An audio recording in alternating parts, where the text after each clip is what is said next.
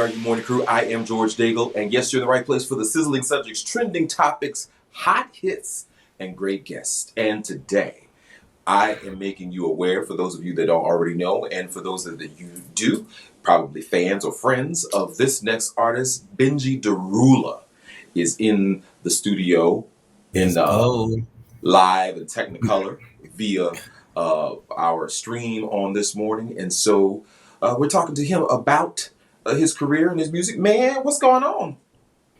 A lot. A lot. Hey, a whole lot. If your plate ain't full, you ain't trying to get it. You ain't hustling enough. Correct. That is correct. That's absolutely correct. All right, so let's start at the beginning. You are actually from the South, born and raised. And yes, a lot of changes happened during the transition to where you are now. So let's start there at the beginning. Yes, I'm originally from Columbia, South Carolina. I was raised in the South for the most part. But my high school years were completed in New York. My mom sent me to Jamaica, Queens, New York at the age of 15. I participated in Frank Sinatra School of the Arts. We were a part of the first graduating class. The school was located on LaGuardia Community College. It was a fine arts school. So I went there for instrumental music and theater. I played the electric bass and the string bass. I've been playing it since elementary, middle school. So that's kind of where my childhood started. Let's start right there, because I'd love to hear about your experience being around all of those artistic students. Now, how did you get into that school? What was the in order to get into Frank Sinatra School of the Arts, we had to audition, and there were multitudes of kids there who auditioned to get into the school, and of course, only 200 was accepted into the school. And this is a brand new school. Not sure if too many people are familiar with Frank Sinatra School of the Arts in Long Island City, New York, but yeah, so I was selected, and I was super excited, to be from the South and to start, for me, breaking barriers at an early age, and for my mom to send me up there. It was just so fitting. It made me feel like she knew before I knew. Wow.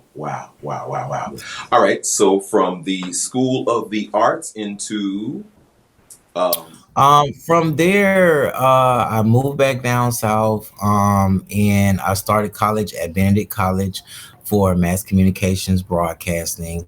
I've always had might as well say several different personalities, and I just kind of had a spark for radio for some reason. And so I studied it in college. I started practicing it. I didn't graduate from college, but I still continue my practices and my studies in mass communications and broadcasting and journalism. So from college, I left there and moved to Vegas. Wow, that's a lot of movement. Yes, at an early age. You were at what age when you moved to Vegas? Okay, so when I moved to Vegas, we'll say 21, 22. Yeah, okay. I went for my 21st or 22nd birthday. I think 22nd birthday. And I ended up staying. Seriously. I wanted something different. And I think by me being exposed to the New York lifestyle at such a young age, it kind of wanted me. I think I wanted to continue to explore. I think my mind and my energy was bigger than where I was from to some degree. And I felt like I needed to spread it and expand. So I actually enjoyed it. I stayed there for a few years. I've lived all over the United States. I've lived in Houston. I've lived in New York. I've lived in Vegas. I've lived in LA. Lived in Sacramento. Lived in Charlotte, North Carolina. So I've been around. Wow, yeah, you have a full life at such a young age, living in all these places, and I'm sure that probably has played a part in a lot of the art that you produced You know, Yes. in that time. So let's talk about your radio experience, because you have had a radio show and have had the opportunity to host the radio show and some firsts. So let's talk a little bit about that and then we'll get into the music career. Well, I actually have three radio shows, but only one is, well, two of the three have been exposed to the world. The third one, I'm kind of keeping a secret. I'll give you guys a short, very small little clue. It's a poly podcast. So the first one is the Real Right Show. I've been running that since 2014. The second one is Rainbow Reads Radio. That is an actual platform for us, by us, for the community, for the LGBT community. And we will be active at ballrooms, events, pageant events. We've already been sponsoring ballroom events, pageant events, already been sponsoring trophies and awards and categories for years. But I felt like more of the media, more of journalism from us, by us, for us, needed to kind of step up to a degree, and start being live at these ballroom events and being live at the pageants, and being more active in the LGBT community, because I do believe that, just by sometimes by being on Facebook, sometimes Instagram, and you'll see certain individuals, they'll be at a pageant or they'll be at a ball, and people will tune in. People will give their commentary, and I think it kind of helps break barriers for people who want to support the ballroom and the pageant industry and community, because they get to see it from a different vision before they actually get into it, and Right, we didn't right, right. have these platforms, and these opportunities and these resources. I'm gonna just say back then. So I definitely feel like is needed to be more active in the community. And third, the Poly podcast, I'll be starting that real soon. So we'll just leave that on ice. All right. Okay. All right. That sounds very interesting. If you gave me a little bit more, I was going to talk about it, but I'll wait. I'm not. I'll wait. I'm open to it. I'm not opposed to it, the sexual subject. But as far as exposing, too many logistics of the show, I won't go there. Okay. Well, let's start. Let's start with the last part of your conversation was that the representation in journalism for us by us, because we do have representation from journalists Yes. who are on Yes. mainstream television, but I do Yes. think that they're probably limited in how they present and in what they Exactly. and they may be the go-to person at Pride, at the time of Pride or something like that. But other Exactly. than that, there's a lot of news and stories that they aren't able to present that are Yes. relevant to the community that they're a part of, and most importantly, Yes. even talking about transgenderism and how transgender people, excuse me, and how many of the African American transgender women and men are being murdered, and Yes. you're not hearing that on mainstream at all. Very, And very this is little. definitely one of the reasons. What I want people to understand is that it's bigger than the ballroom scene. It's bigger than the pageant community. It's bigger than rap. This shit is bigger than rap. Excuse my language. No, go ahead. So Good. it's like, seeing, and honestly, it crushes me every time I get online and I see that, another sister or another brother has been killed. And this is for the straight and the gay community. We're Hmm. black first. Yes. Yeah. Before whoever or whatever we choose to do when we leave outside of the house or outside of the room or out behind closed doors in front of whatever, at the end of the day. Yes. Yes. Yes. Okay. So And but it's big. Let me it's finish. funny that you. Let me finish. What I was saying was, as far as the empowering the community, it's not just about the events, it's about clinics, giving people information on clinics, more runaway shelters, because there are a lot of LGBT who I know, even I experienced as myself growing up, people might be scared to come out, or people might be afraid to communicate with their parents, or people might get put out or disowned or beat or taken advantage of, or abandoned because of their sexuality. So eventually I want to open runaway shelters for the LGBT community at a young age, so that they can, kind of be directed in the right way and not be led astray, by opposition. It's just that simple. I mean, fantastic ideas, and at such a young age, and because of your age, I think now you're able to make an impact on a generation that's kind of been, I don't want to say forgotten, but not propped up. No, not forgotten. I definitely won't say forgotten, but I'll say, um, and I'll say we got too comfortable. We got too comfortable with the norm. We got comfortable with where we were at. We got comfortable with the narrative that was being painted. And that was another one of the reasons why I was like, man, fuck this. I gotta step up more and again, Right. constantly. Because I don't want there to just be this one perspective on the LGBT community, or on how we move, or on who we are, or oh, we're all just messy, or we don't conduct business, or we can't walk into an executive room and demand what we want and leave with it. Like, it just, you know what I mean? So I just felt like it was time to definitely step up again. Certainly. Now, moving from your radio to the music, how did you decide that the vehicle for your art was rap?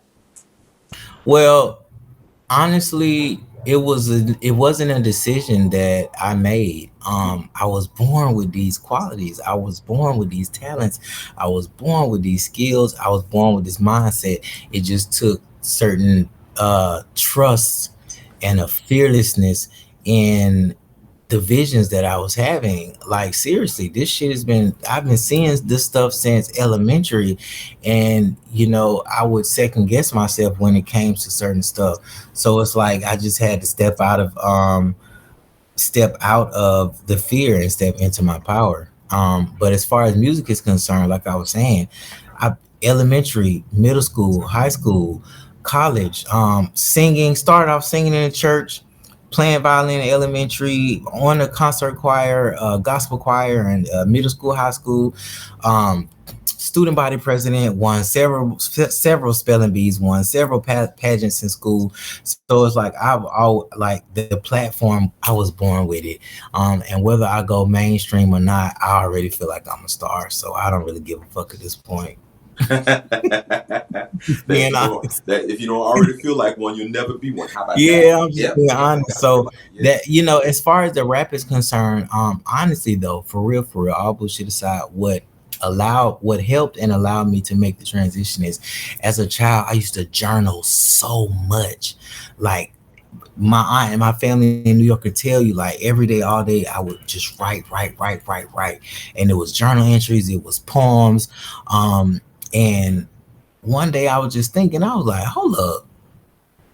Songs are just poems with hooks to some degree. Indeed. So I was like, hold up, let me put this shit together. So I went on a hiatus, and I did a lot of writing songs, and I wanted to make sure things rhyme. I wanted to make sure that there was a message, and I also wanted to make sure I was telling about my life, what I'm accurately doing. Because it's so much bullshit going on out there on these airwaves. No disrespect to whoever, whatever, get your money, but I wanted to actually talk it how I live it. I wanted to walk it how I talk it. Let's talk about that for a second. I want to pause you there for a second, because I had a conversation a few days ago with Rico Cassidy, and he was saying the same thing, that it was really important to be authentic in his art. Now, for we see the success of a Saucy Santana and Lil Nas X, who are living their truths. We also see, Billy Porter and other artists. There's so many, and I don't mean to be, dismissive of other artists. I do recognize it, but I just can't list them all. How important was that, and how hard was that for you to actually start positioning your music so that people understood who you are, the life you live, and what you stand for? How hard was that for you? Or was it? Honestly, it wasn't hard at all for me because I felt like I am my target audience. It's Okay. just that simple. It's just that simple. And I wanted to make sure that I attracted like-minded individuals. Just like with, I'm gonna use an example, Lil Wayne. Okay, his music is out of this world.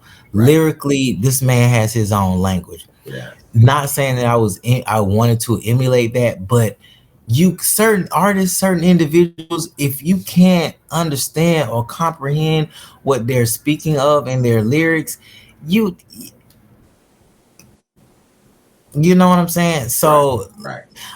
but as far as like positioning myself, there was no real like recipe for it. I just talked it how I lived it, as simple as that. Now what I will say is that I did some sort of I procrastinated a little bit. I'm gonna keep it real. I procrastinated a little bit because I really didn't think that the world was ready for that at the time.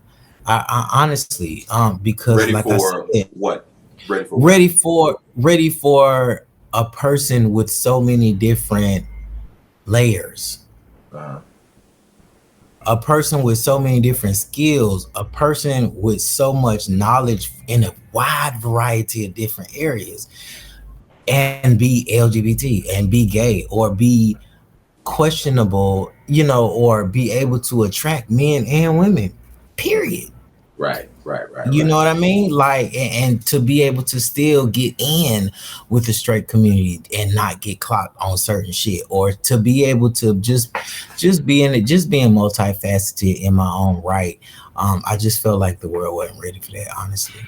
Well, let's pause right there. We're going to take a break, and I want to go into one of your songs that we're going to play, and that Okay. is WTF I Look Like. Why don't you Yes, tell me about that song and intro it for the audience? no problem.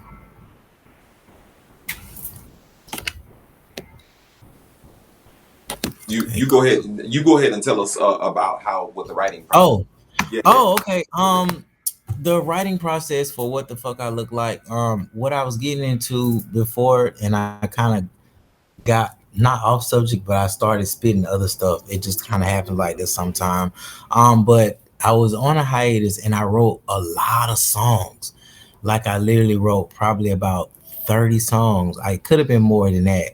But What the Fuck I Look Like was one of them. And I'm explaining the song and then I'm explaining the video because the video is out right now. Um, the song is just me being me, like what the fuck I look like seriously, like, knowing who you are and owning your truth and trusting your dopeness and um being being who you are unapologetically. Shit, that's just what it boils down to. um what the fuck I look like, my experience, what I've accomplished, what I know I'm capable of. Nobody can ever take that away from me. So that's just pretty much the basis of that song.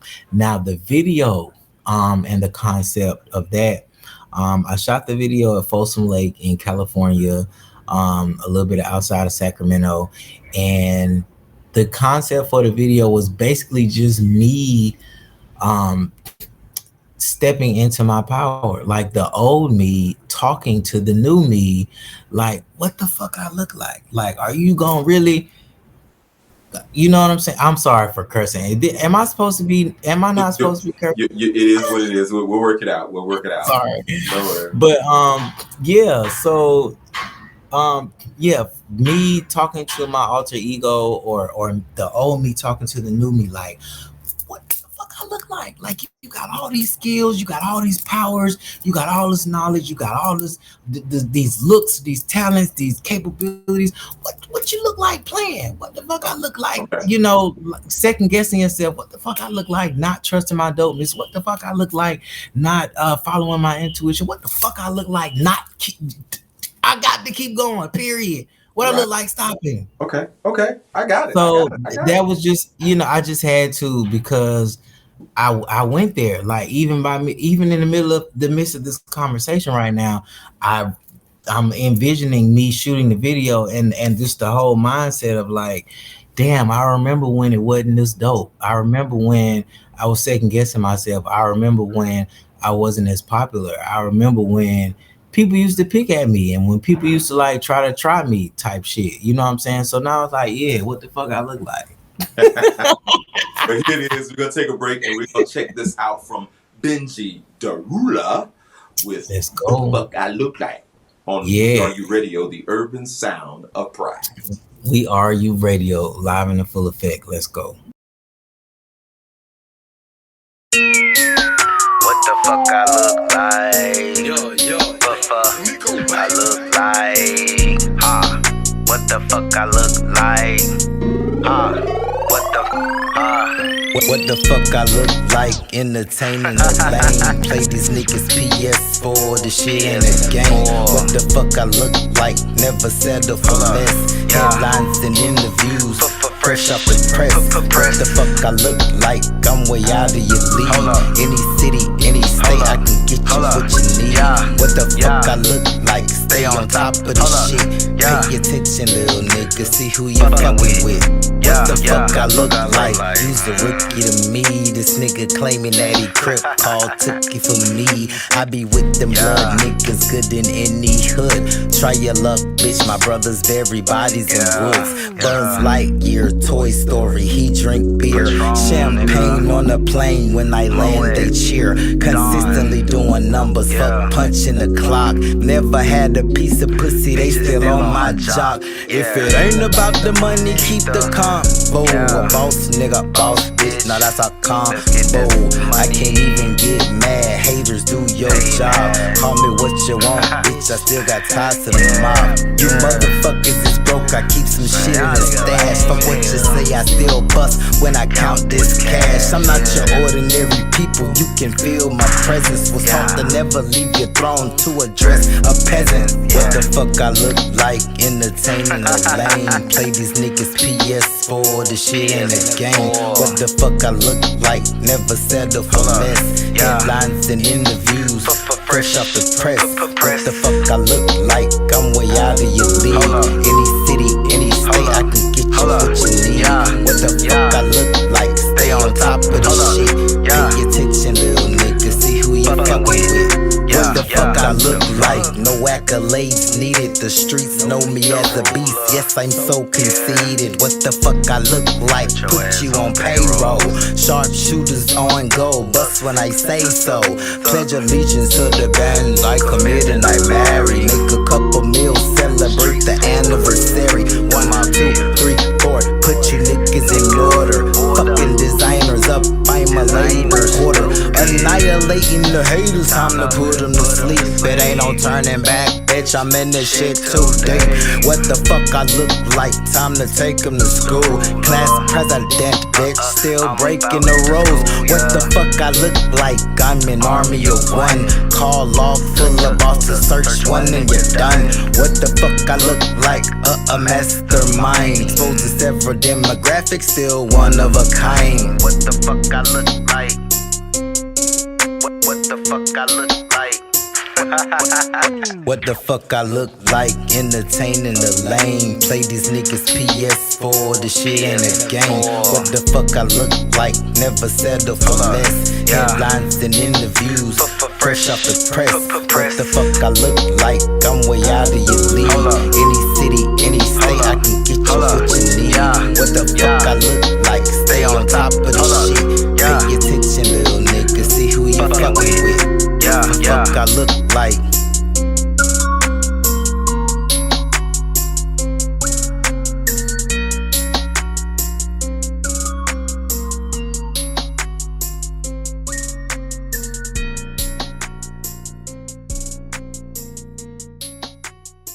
It is the We Are You Morning Crew. I am George Daigle, and this morning our guest is Benji DaRula. Let's talk about that name. Where did that all come from? Where did that even come from? All right, so I have a story behind everything, bro. Like seriously, endless stories. My father was a kingpin. God bless the dead, Van Sweet Tooth Geiger. And my mom was a queen pin. My dad's name was Ruler. So I chose to incorporate that with my name to pay homage to who created me. Just that simple. And Benji came from, I actually got that name in Vegas. Me and one of my best friends I met in Vegas. Shout out to AJ. His name was Ken Barbie, and he looked like it, act like it, made money like it. Like this was one of the few people in the world that I felt like just gets it. You know how you just meet somebody, you like, oh yeah, I can fuck with you. You get it. Not everybody gets it. Right. Not everybody get okay. So his name was Ken Barbie, and we was rapping or freestyling or something. And then I was like, yo, Ben and Ken. And he was like, oh shit, yeah. And I was like, Benji. No, he was like, nah, Benji. No, I was like, nah, Benji. And he was like Benjamin. I was like, yeah, Ben and Ken, Benji. I was like, oh shit. So I just kind of put two and two together. And I came out with Benji DaRula that way. Okay. Now, we were talking about, living in your authentic truth and letting your art speak in that truth. Right. Now, many artists who are LGBTQ don't want to be defined or called an LGBTQ artist or be an LGBTQ rapper. What is your opinion on that whole subject? I don't either. Because I don't want to be boxed in. And for one, for two, I know who I am, and for three, I just don't want to be boxed in. You know what I'm saying? I feel like I'm a sapiosexual. Like you really have to fuck my mind before we even make it towards the bed. So, and sexuality, just like gender, all of this shit is out of the window.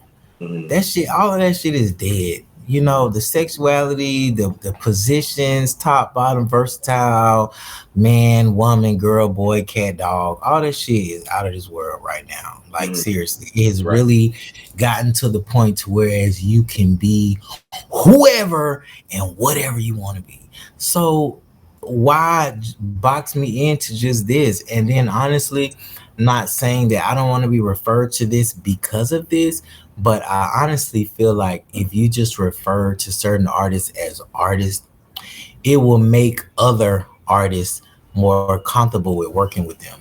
I see what you're saying. Because now, I mean, I feel like I really feel like if you just made a roster, okay, and you had 10 females and 10 males on that roster, right? And you only put LGBT artists by the ones who were LGBT, right? Follow me.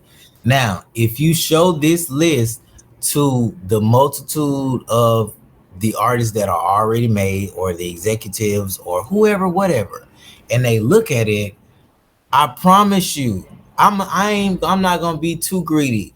50% of the people that this list has been exposed to might not want to work with these individuals with that stamp next to their name, just because it's there, or just because they know, or just because. Let's pause there for a second. And that's a good point. But I think that the problem with that whole situation is, let's say, for example, you're able to move through the industry without any being clocked. That's the term. Without being clocked. No one knows for sure what side of the flag you're on, or if you even carry one. Right.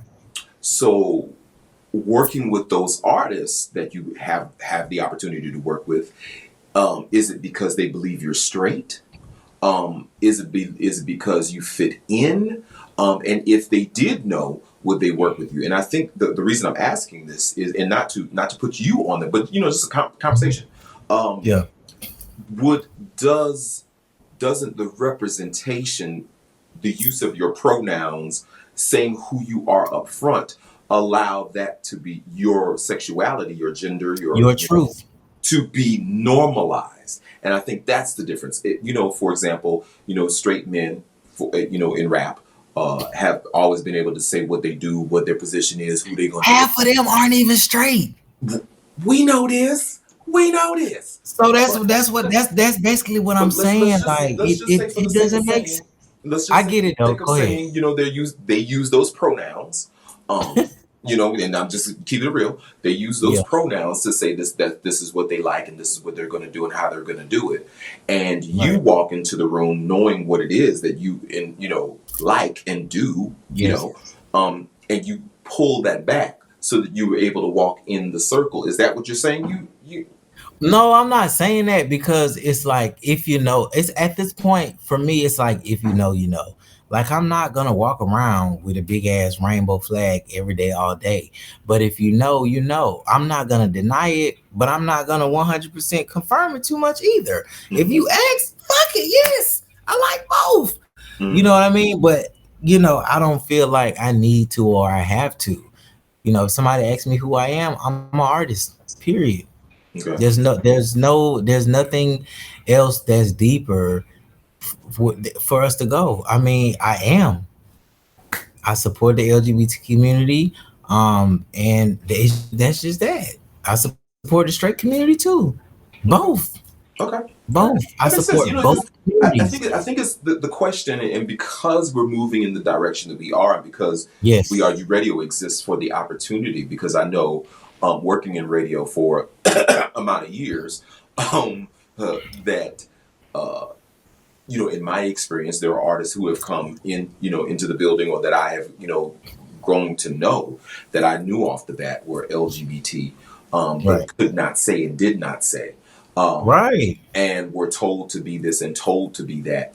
And I think when we, created WERUradio, it was because the artists who do say up front, this is who I am, won't get an opportunity. Lil Nas X, yes, that was, but he got in the back door, and then he said, "Oh, by the way," he damn sure did. Right, but if he had opened the door, for example, he did. You don't hear Saucy, and that's one of the reasons why I'm doing what I'm doing, whether it's the way that everybody depicts it or thought it would be or thinks it should be. I'm doing it the way that is fitting for me. I support the LGBT community and the straight community.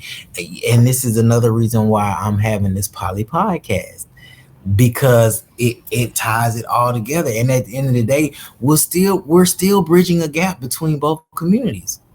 Mm-hmm. Okay. Period. Yeah, I love it. I love it. And everybody has to do it the way that they feel. That's all. Yes. And so, whether it is saying, "Yo, here's the flag," or just saying, "Yo, I am, but we good." That ain't all I am. So I completely. That's my whole point. You just said it. Like, that's not it. Like, it's just like I was saying, it's bigger than ballroom, it's bigger than pageants, it's bigger than rap, it's bigger than my sexuality. Mm-hmm. It's bigger than all of this, and I support the pride events. I performed at so many prides. Oh my gosh. I've performed at Latino Oasis in Palm Springs, California, booked, like fully booked VIP flight, hotel, Pride, Gay Pride in Atlanta. I've done MLK, I've done Gay Pride, I've done Charlotte, I've done Columbia, South Carolina Pride 3-4 years straight. So it's not like I'm hiding or denying it or anything like that. It's just, I feel like it's a strategic way that I need to do it so that I can bridge the gap to make people more comfortable with each other and coexisting in certain spaces. Got it. Makes sense. All right, so now let's talk about this last song that we're going to go into, which I like. That was the first one I gravitated to, which was Party Monster. I was like, okay, Yes. this my joint. I can get with this. Got the high in there. Man, you know, I was ready. I was like, yeah, bogey. Thanks. That's the vibe. So tell me about that song and how that came to be. The song was another song that was wrote during this hiatus, and I just know that I'm kind of like the life of the party. You know, people I see you're really shy. Not. Go ahead. Well, when I say the life of the party, I mean like in a private setting. Like I'm not gonna walk through the club and just start parading all over. Like I don't move like that. But like after the club, when we go to the VIP set or like the after hour set or like at the suite or some shit like that, then you'll see what it's getting.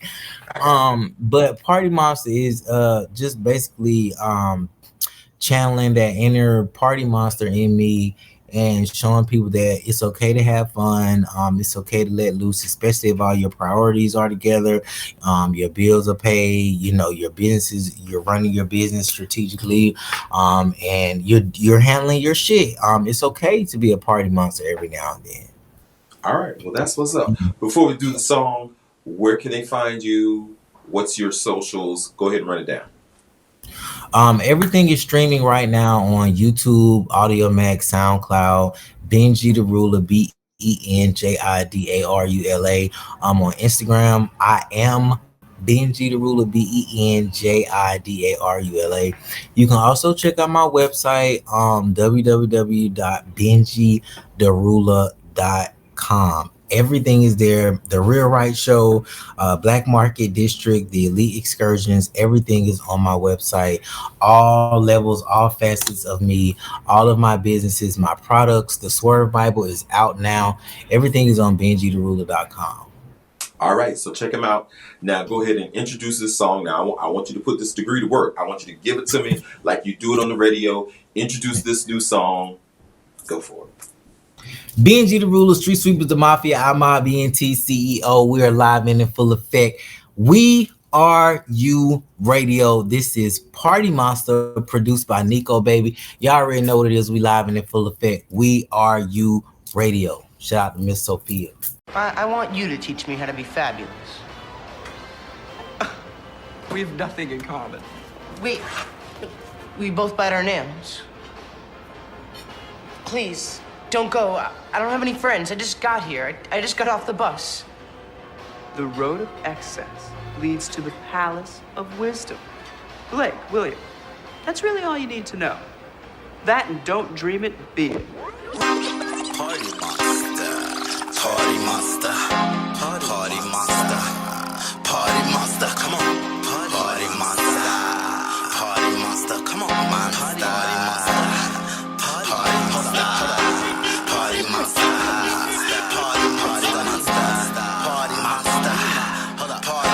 You know when I come through, I be the life of the party. I be the life of the party. I be the life of the party. Hello. You know when I come through, I be the life of the party. I ain't worried about no haters, no not even hardly for the bullshit. I'm tryna get straight to the business. Solo dolo power moves, no coordinate witness. Ain't no waiting in line, straight to VIP. My dope boys in this music, I whatever I need. Get security, a couple meals, so I do as I please. Nobody for an insurance, nigga, I know who I be. Hold on, to that back, complimentary bottles. What's wrong, the Red Bull, time to go full throttle. I ain't even done yet, party just got started. Niggas mean, muggin' red bean, shirt and I'm talking. And I'm moving through the crowd, where the fuck is my way? Put that out in the hookah, shout out to my haters. After the drinks and drugs, exit through the back. And you ain't coming to my sweat, you ain't got that. Party monster, shut the club down. You know exactly what I'm giving when I come to your town. Party monster, shut the club down. Baddest bitches in the village, with a bunch of drugs. Party monster, toast to the drinks and drugs. Sports and the platters and shit, balls and rap. Party monster, don't make a mess. Professional and shit, you know what about to commit another crime at the after hours. We killing the game softly. Check out the powers, these niggas are looking crazy. With a screw face, my bitch hand in a clutch, my hand glued to my waist. Moving at a steady pace with my eyes on the scene. Pupils is dilated on the prime for the clean. I'm rolling, I'm geeked up, I can't get no higher. All that thing that take me down is I run in the fire. Call my plug up, so the nigga bring me the bag. I need everything, sir, ain't no price in the tag. 5 minutes later, pulls up in the bin. Inquired by my functions, asked for my friends. So the nigga hop out, it's just bottles and models. Fell in love with the type, felt like he just hit the lotto. When they got the baddest bitches, just get in his pockets. And we ain't paying for shit, we take it all like a rocket.